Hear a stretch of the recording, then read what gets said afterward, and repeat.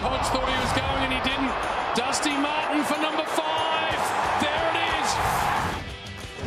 The Pies are through to the preliminary final of 2019 in Pendlebury's 300. Hello, I'm Damien Barrett and welcome to Access All Areas, brought to you by Virgin Australia. Collingwood and Richmond, they've booked their places into home preliminary finals. The Cats are under pressure and it's season over for the Bombers and the Bulldogs. And as I welcome Jimmy Bartell and Matthew Lloyd, we start with the tribunal case involving the Giants star Toby Greene. Lauder? We do, Damo. It will be the biggest story of the day. The unsociable Giants, which they were on the weekend, but did Toby Greene cross the line? Well, that'll be the big talking point. And what does Marcus Bontempelli and the medical report have to say around scratches or anything around his eyes? Let's dive straight in. Let's take a look at it. And has he crossed the line? Yes, he has. Whether it's worthy of a week or even 2 weeks, that is yet to be determined. But these are the clearest angles we've got. This is AFL.com.au vision out of the new ARC system of match reporting. And you just can't see any, official eye gouging. That's going to be the key to it. Marcus Bontempelli's evidence, as you say, Lordo, is going to be crucial to it. And there is history between these two clubs. We will look at that side of it in a moment. But, Jimmy, you are conflicted to a point here, as you discussed this. You are a board member of the Giants. No matter which way you look at that, that is a really bad look. No, I agree with you, Damo. And as we said, I am involved in the Giants, so I can't comment too much. But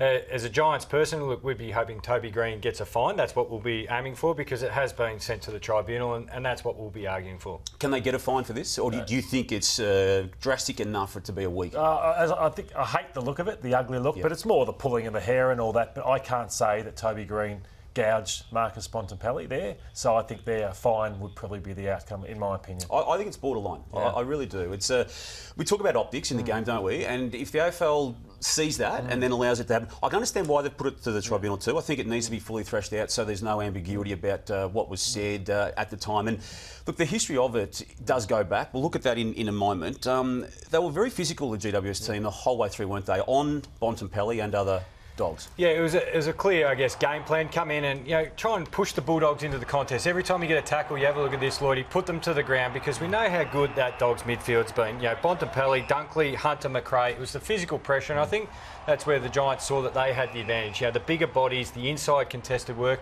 And when the Giants play good footy, this is their A1 style, if you want to put it a certain way. Take care of the real blue-collar stuff before you let the talent shine on the outside. Oh, it was magnificent. It's you'd be that proud, as Jimmy would be as a board member or your coaching staff, players, as fans.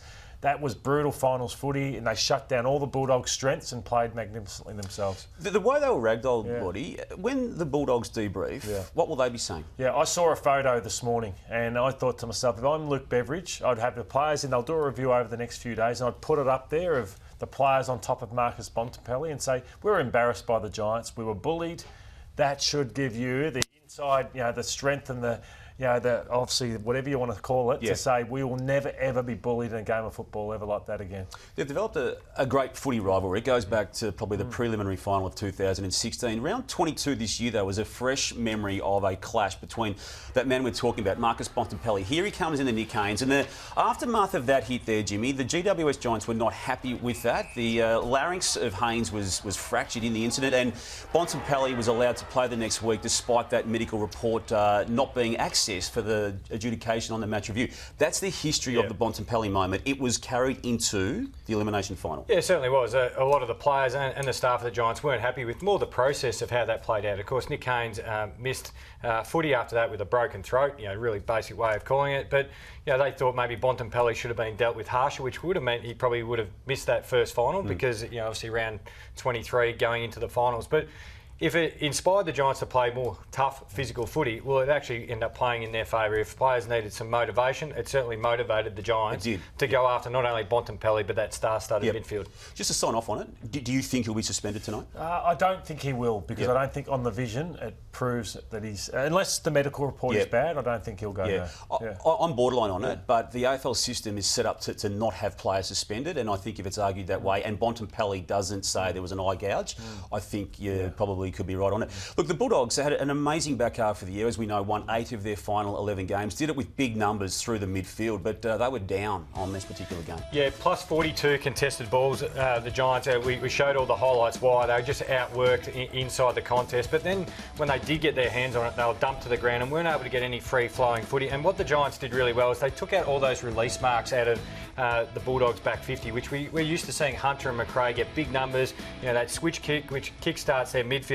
So that's how the Giants were able to have nearly 40 or plus 39 inside 50s. They played really high in defence and really got up the back of the Bulldogs, and just gave them no space. The challenge for the Giants is bringing that emotion Again. and doing it again week after week, The challenge for the Cats, though, is to not go out in straight sets after their loss to Collingwood in a qualifying final. And they won the contested ball and lost. That's a stat that doesn't happen often for the Cats. Yeah, I thought the scoreboard flattered the Cats. They were belted by Collingwood, Jimmy. Yeah, 10 points. So when Dangerfield kicked that goal late, I think everyone was in shock going, geez, only 10 points in it. It felt a lot more than that. But it was the slow ball movement as well from the Cats. Look, I know they won contested possession, as you highlighted, Damo, but it was the first time they've won contested possession and lost the game for the year. But we'll highlight here, this is really early in the game, and this is what we've seen from the Cats, particularly post-bye, Lloydie. They want to play slower and protect themselves in the game. But the thing is, they get spread so much in the field. So the ball goes down the line, and you look at the difference here. Noble's willing to break off that really risky one, but it opens up the whole entire MCG for the Pies. They have to take it on this week. They're playing the West Coast Eagles, another quick side. That Collingwood were too quick with the ball. Another dominant ruckman, so they can't play as safe as they did on the weekend. Their strength is obviously Tommy Stewart behind the ball. Blixarves will go back behind the ball with Stanley coming in. Got to be more aggressive forward of centre this week, or they'll go out in straight sets. Yeah, Collingwood was so smart, weren't they? Late in the game, didn't score in the last quarter, but they had some seasoned decisions made by senior players. Elliott comes into this frame here with a stunning spoil here of Buse going into the forward line, and you can see the score. You can see the surging Cats, and you can see that Collingwood was tiring with obviously De Goey unavailable, Greenwood unavailable. The ball just pings around, and it gets itself into the hands of someone who's really composed in still side bottom, just was able to slow the play down and just soak up 2.5, 3 minutes of football in a game that could have been taken away from them. Yeah, about half a dozen efforts there from Elliott, not only the smother, but he kept getting after it. And Brown's composure as well. Normally young players would bang that on the boot, you turn the footy back, but he looked for his Collingwood teammate and side bottom. He'd be on the podium for one of the smartest players in the game. Just took some sting out of the game, but they denied the Cats for, I think, nearly close to 2 minutes or a minute and a half by just keeping possession of the footy. Jeremy Howe and Darcy Moore were amazing in defence. Intercept marks, 13 between them. And they, I think, were the match winners when it's all said and done. They were brilliant. It's a difficult thing to read the ball in the air like they do, but they're masters at it. But, geez, they're disappointing, the Cats forwards. I know the ball movement was slow, but you bring the ball to ground. Do not be constantly outmarked. So this one, Parfitt can't do much about that. But Radigalea happened time and time again. He's a big man. Gary Rowan didn't bring the ball to ground. Tommy Hawkins hasn't kicked the goal for 3 weeks. So as good as those guys are, you just can't be outmarked like that. Yeah, and it takes the likes of Ablett, Parfitt, you even look at Myers, Narkle, these sort of small forwards or half-forward types. They can't get into the game, but you also highlight Maynard's job on Ablett was fantastic. Just bodied him the whole game, but worked him under the footy. But Cats won't contest possession, but when they got it free, they were just on top of them with tackling pressure. Can they win the premiership, provided they get through a prelim final, Jimmy, without Jordan De Goey? He's having a throw at the stumps to get himself right. He's, as we speak, flying to Germany to see the renowned Dr. Hans Wilhelm Muller-Wolfhard, a man that you were first familiar with when your teammate in 2007, Maxi Rook. Max Rook was the first to do it in 2007, but Max had a longer build-in. Look, this is going to have to be a pretty quick turnaround for De Goey, but as Collingwood would do, they'll try anything to get him up ready for, hopefully, a grand final for the Pies. Damo, do you think he'll play? No, I don't. I just think it's too big a risk. It was his first game in 5 weeks. It didn't last 3 minutes of the game, and I think to go into a grand final with that unknown,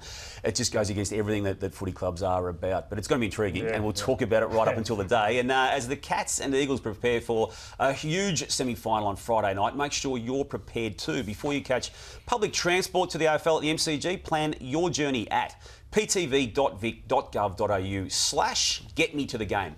The Tigers, they were too strong for the Lions on Saturday night in the other qualifying final at the Gabba, and we saw two very contrasting styles. We did, and a lot of people want to talk about the chances that Brisbane missed and all that sort of thing, but I think Richmond would have won this no matter what, because I thought in the third quarter, and we take a look at some of this, they could not sustain the intensity and the pressure of a big final against the Richmond Footy Club. So I noticed it. This is it. This is very early. This is 5 minutes into the third quarter. They could not run with them. They could not match them around the stoppages. So this was always going to happen. So that passage of play here, Lord, you end up with Rioli, who strolls into what is an easy goal. Just that surging momentum. It used to be, we thought it was a wet weather style, but they're playing that wet weather style on a dry night, effectively. Yeah, should never be underestimated, the power running, how fit they are as a group. Lambert, Rioli, Bolton, Revolt, Lynch, they are getting so high up the field and their running power just exposed the Lions. Jimmy, you went forward in the grand final and single-handedly won a game for the Cats. Dusty has done it before. He did it again. 6 goals, quite incredibly, from only 14 disposals. 13 of them were contested. Yeah, 9 kicks, 6 goals. Absolute magnificent night from Dusty. And look, he's impossible to beat one-on-one, especially inside 50. But this is what I want to highlight. Look where he takes all these shots on goal here. They're within the point post, I guess, straight in line. Nothing outside of 45. About 30 metres out, and if you went to the shot chart for the Tigers, all their shots are in that channel. Whereas Brisbane had a lot of inside 50s, but they're all pushed wide because of Richmond's defence, taking shots from 50, 45 metres out, boundary side. Richmond kept channeling the ball back inside in that little 45 or straight in front from 30 metres out, and that's why he can convert 18-4. It's a lot easier. We know it is when you're taking shots from there. Well, is it a worry if they somehow meet again in the grand final for Charlie Cameron, given he's now had consecutive hard and bad performances against one of the competition's best backmen in Dylan Grimes? Yeah, and again, bring the ball to ground, Charlie, or he's got to come up the field and get away from full forward when he's on Dylan Grimes. Get other guys into the game. I hate forwards who get outmarked consistently, like Charlie Cameron was on the weekend. The worry for Brisbane is he's become if Cameron doesn't kick goals, they don't win.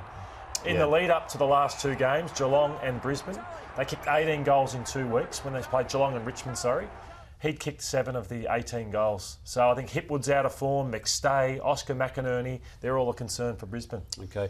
Staging is an issue. Dylan Grimes has found himself in danger. Well, not in danger. He's been fined $1,000 for this you're about to see. And I think it's about right. I wouldn't be surprised, though, if they look at it over in the off-season and increase the potential for the size of the sanction, because it's not a good look, Jimmy. Well, it's silly by Eric Hipwood anyway. Why is he coming in? They've got the free kick. It gets reversed. You've been told fairly, if you've got a free kick inside 50, as much as the opposition's trying to mouth off or bully you or incite you to do something, just get away. You've got the shot. So it was done by Hipwood. Look, it's a fine. I don't think we think anything less of Dylan Grimes, do we? No, I don't think we do, but it's just not a good look, though, is it? Yeah. So Essendon had their season finished with West Coast big dominant performance. It wasn't good early from the Bombers. They just didn't seem, I suppose, steely enough resolve around the ball, Otto. Yeah, they look like an 8th place team. They finished 3 games behind West Coast and 17 percentage points. And it was proved that. And they made a bit of a play at this stage. That was a horrible turnover from Darcy Parish late. This from Dylan Shield. He won't like seeing this on the video. So you cannot. We see how brutal Collingwood were with their pressure. We see how brutal Richmond were. And the Giants, whereas Essendon didn't bring that and they were exposed. Too many players underdone going into the game, Lordy. Heppel's battled manfully all year. Hurley obviously with the shoulder injuries. Is there enough excuses for Bombers fans to cop that sort of loss, or is it just too bad? A lot of broken tackles, which we're seeing. Shield, Stringer. So I wouldn't want to just use injuries as an excuse there, because they're a long way off. To answer your question, Jimmy, I reckon they've done about as well as they could have, given all those injuries. I know there's been other commentary around it, and John Worsfold has officially now been signed off on as coach for next year. It took them a while, that club, to put that out publicly, but they have now, and now they can have a pre-season without that scrutiny. The spark provided by Nick Naitanui was incredible, wasn't it, guys? Yeah, 7 goals from 16 centre clearances. That's Naitanui, isn't it? But it's how easy he provides it, and then this follow-up work. He's probably the most powerful man in the game, and we saw a little frightening incident with Zach Merritt, who went from a standing position to the end of the fence pretty quickly. But look at this, he just chases down Sard. Not many people can do that. That's a 120-kilo ruckman coming after you. What did Geelong do about this? It's another big issue. Couldn't handle Grundy, And now Nat Nui. Well, so I think Geelong will bring Stanley in because more of what West Coast has got in their forward line, blitz halves to play on one of Kennedy and Darling. So I think the fact that West Coast forwards will force blitz halves to go back, which means you have to bring a ruckman in. Yep. The ball use by the Eagles was so precise, particularly by Willie Rioli, who in the first quarter just set up pretty much every forward foray. Yeah, unbelievable kicks to the footy. They've got Ryan, Rioli, Jetta, Hearn, four of the better ball users in the game. But Lloydie, the space, you give any AFL player this amount of space, and not only around the ball, but then also look at the targets they're hitting. They've just got so much time and room to move into the footy. Yeah, that's where Essendon will have to readjust their style. They can't go charging off half-back and then leaving this sort of space once they turn the footy over like they did on Thursday night. OK, West Coast now plays Geelong in Melbourne. Yeah, I'm going to be tipping the West Coast Eagles in that one. I think they were better than a fifth-place side and they can beat Geelong. Straight sets for the Cats. Straight sets, It'd be tough to go against the Eagles with their form, but we always do rate the elimination final winner better immediately, don't we? Immediately than the loser of the qualifying final. So, yeah, it's hard to go against the Eagles at the moment. OK, and the other one, Brisbane, GWS? GWS for me. Of course. I'm going to go the Brisbane Lions. I think they can win this one, Show us your footy family and win a Toyota Grand Final package thanks to Virgin Australia, which includes 6 tickets to the big game, flights and accommodation. For more, head to afl.com.au/footyfamily. Now it's time for the Access Big Ask, and I'll ask this of both of you. Was Eddie Maguire within his rights to fire up about the jumper clash in the Geelong-Collingwood qualifying final? No, because Taylor Adams said no issues. Colin Carter said he had no issues, so it wasn't as big a deal for mine. I'd just like to see Collingwood black shorts, black socks, Cats all white, white shorts, white hoops. Lloydie, what grading do you give the Bulldogs' season? I'll give it a C. I think it was okay, but straight first final, can't give a B for that. Yeah, Jimmy, grading do you give Essendon's? Well, I give Essendon a C. They made the finals, got belted, lots of injury worries, just average season. C.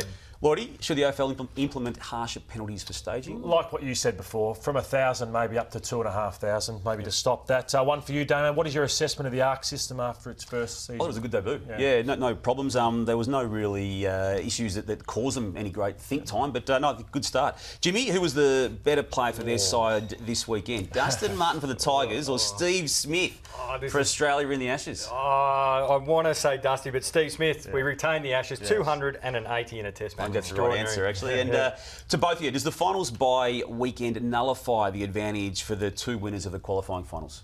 No for mine. No. Beneficial. Yep. All right, Jimmy, you like bringing some supposedly funny stuff to the end of this show? Yeah, I love Lewis Jetta, what he does. He's a beautiful ball user, everything. But even his post-match celebrations, we've seen some great ones here. We're waiting to chair Luke Shuey off, the West Coast champion, Norm Smith-Mellis. He's just, it's great that he's going to see the fans, but look even the face he gives for this.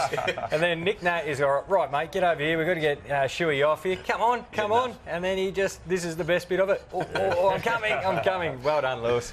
Can you match him, Lotto? I can match him. I was an honest forward, right? So let's take a look at what happened with Dusty Martin. No, I was honest, right? What I would have done here was watch Dusty throw. I would have stopped and said, nah, I can't accept this goal. Jack Revolt should have stopped and said, no, he threw that. You would not have done that. I'm right. Look at him, Jack. He even laughed. He's going, I feel sick that I've just kicked that goal. Shakes the head. Come on, Jack. I want to scrub that goal off his career record. He's catching. Lloydie, thank you. Jimmy, thank you. And thanks for joining us on Access All Areas, brought to you by Virgin Australia. Have a good week. Enjoy the finals, and we'll see you next Monday. Goodbye.